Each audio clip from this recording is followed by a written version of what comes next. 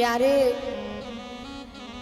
भरत जी यहाँ नंदी ग्राम में रह के साधना करते हैं और आधी रात को जाग जाते हैं, कभी रात्रि भर रोते हुए भजन करते हैं। नाम जीह जप लोचन नीरू, जीव से नाम जप हो रहा है और आंखों से अश्रुपात हो रहा है।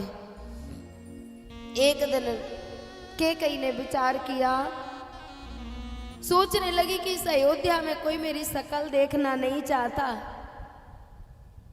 मैं भी भरत के पास जाऊं, वहीं पे जाके मैं भी उससे प्रार्थना करूंगी कि मुझे भी अपने पास रख ले, मैं भी यहीं भजन करूंगी।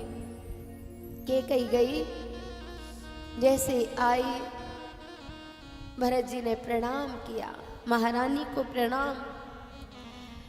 जब कोई बेटा या कोई अपना घनिष्ठ संबंधी किसी पद को लेके संबोधित करता है तो हमें खुशी नहीं मिलती।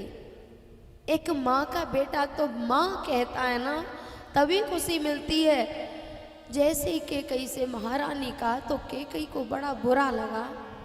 बोले भरत, मेरे लिए भी यहीं एक झोपड़ी डाल दे, मैं भी यहीं भजन करूंगी, अब मुझे महलों में अच्छा नहीं लगता। भरत जी ने कहा, बोले जिन महलों को पाने के लिए, जिन सुखों को पाने के लिए आपने ये सब अनर्थ किया, कम से कम उन महलों में रहो तो सही, उन सुखों को भोगो तो सही। कैकेयी ने कहा, अब उन महलों में मन नहीं लगता, जहां से राम चला जाता है ना, वहां फिर कुछ अच्छा नहीं लगता प्यारे। कैकेयी ने कहा, मैं भजन करना चाहती हूँ।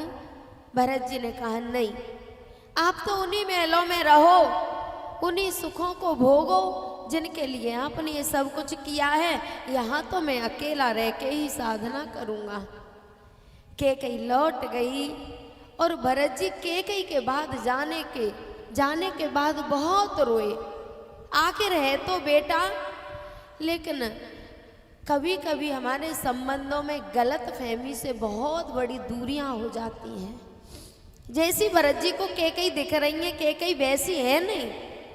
कैकेयी ने तो राम की इच्छा से ही ये सब कुछ किया था, लेकिन जब भरत जी ने मना कर दिया तो कैकेयी अपने महल में गई।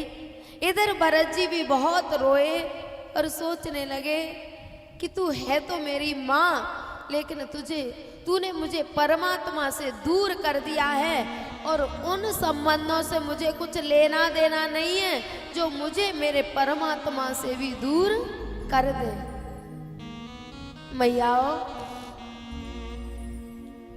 हम लोगों के जीवन में जो विकार होते हैं ना, जो बुराइयां होती हैं, उनको हम अपने बच्चों में ट्रांसफर करते हैं।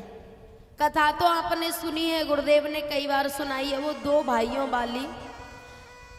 मैं तो बस इतनी प्रार्थना करूंगी कि हम लोगों के जीवन में जो ईर्ष्या, राग, द्वेष है ना, उन्हें बच्चों में कभी भी ट्रांसफर मत करना, कभी भी बच्चों में मत डालना, क्योंकि हम अपने जीवन की छोटी छोटी सी बुराइयों को जब बच्चों में डालना शुरू कर देते हैं ना, तो अभी तो वो छोटी सी हैं, लेकिन बढ़ बढ़ के एक वृक्ष हो जाती हैं और इतना बड़ा वृक्ष हो जाती हैं कि भाई भाई में प्रेम होना चाहिए, भाई भाई शत्रु हो जाते हैं। जहाँ समर्पण होना चाहिए वहाँ स्वार्थ हो जाता है, जहाँ करुणा प्रेम होनी चाहिए ना, वही हिंसा और इतना कठोर दिल हो जाता है कि भाई भाई की शकल देखना पसंद नहीं करता। ये बीज कहीं ना कहीं माताओं से आता है। पुरुष इस छोटी मोटी बातों को ध्यान नहीं रखते। गुरुजी ने कई बार ये कथा सुनाई है, पर मेरा भी मन कर रहा है कि आपको सुना दूं। एक बार दो भाई थे और बड़े प्यार से रहते थे दोनों भैया, साथ खाना, साथ रहना, साथ सोना, बड़े प्यार से। एक दूसरे के बिना दोनों रहते नहीं थे। बड़े हुए, दोनों का विवाह हो गया और बच्चे हो गए।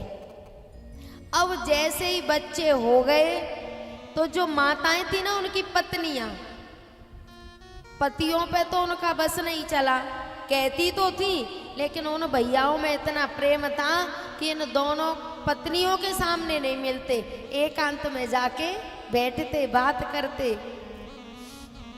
इन्होंने अपनी बुराइयों को, अपने ईर्षा द्वेष को बच्चों में डालना शुरू कर दिया। बड़ी कहती छोटी के घर मत जाना, कुछ खिला पिला देगी, उससे लड़ाई चल रही है। छोटी कहती चाची के घर मत जाना, कुछ खिला पिला देगी, लड़ाई चल रही है। अब तुम लोगों की तो ये छोटी छोटी लड़ाइयां हैं, लेकिन उन बच्चों के हृदय में बीज बो दिया ईर्षा का, द्वेष का। बालक बड़े हुए और वो बीज बढ़ते बढ़ते बढ़ते बढ़ते इतना बढ़ गया कि विशाल वृक्ष बन गया। अब तो बात कोर्ट कचहरी तक पहुंच गई। खास भाइयों के बालक, चाचा ताऊ के खासी भैया होते हैं और कोर्ट कचहरियों में जाते हैं, तारीखें पढ़ने लगी।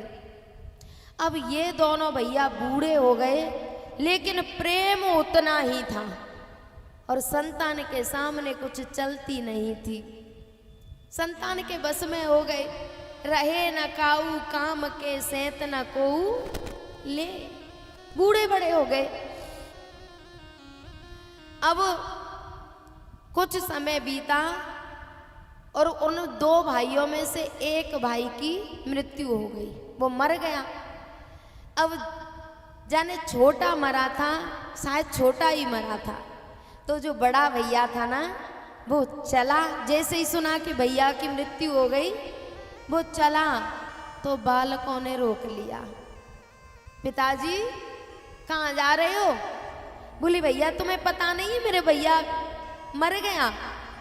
बोले वो तुम्हारा भैया नहीं था, वो हमारा शत्रु था, मर गया तो मर जाने दो। उसने कहा भैया मेरा माँ जाया भैया है और मैं उसकी अंतिम क्रिया में नहीं जाऊंगा। बोले कहीं नहीं जाओगे, और बूढ़े बाप को घर से बाहर नहीं निकलने दिया। अब बाप कमरे में पड़ा पड़ा रो रहा है, हे परमात्मा मैंने ऐसे कौन से कुकर्म किए थे कि आज मैं अपने भैया की अंत्येष्टि क्रिया में नहीं जा पा रहा। अब रोजाना अंत्येष्टि क्रिया हो गई तो अपने यहाँ तो रोजाना आते हैं मिलने वाले रिश्तेदार, और उस भैया का मन हुआ करे कि मैं जाऊं, मिलूं, रिश्तेदारों के पास बैठूं। बालक सुबह ही अपने बाप को कुंडी में बंद कर देते और जब शाम हो जाती तब निकालते, और वो अंदर ही अंदर रोता रहता था।